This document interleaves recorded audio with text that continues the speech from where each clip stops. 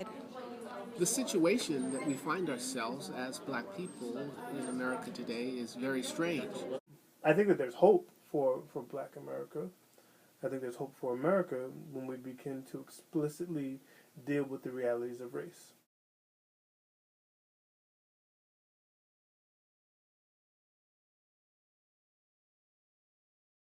We need to be conscious about what race is and work to recognize that race is an important tool to understanding human difference.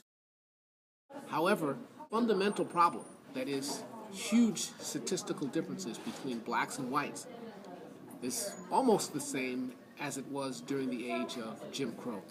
Black families, on average, make 60% or less than the income of average white families. Black men and women make 75% or less than equivalent white workers.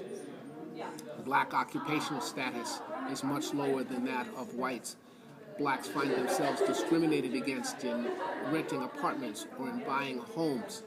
And probably the most telling thing, blacks are incredibly segregated spatially, religiously, and culturally.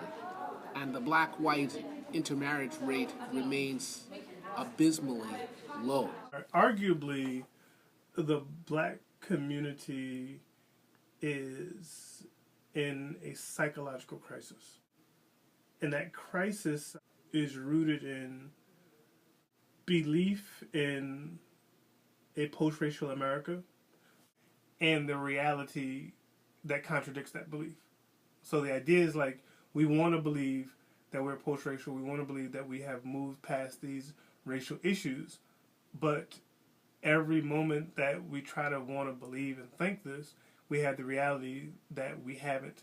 And there's that psychological crisis where on one hand, you want to believe something, and then on the other hand, you have all this evidence not to believe it, but yet you still want to believe it. So there's this constant back and forth, I would think. And thus I would argue that that's the basis of the issue within the black community. It's a psychological crisis.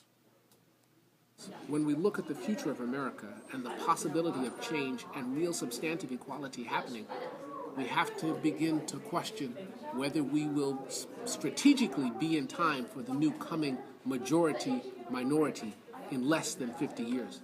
America has a great deal to be concerned about.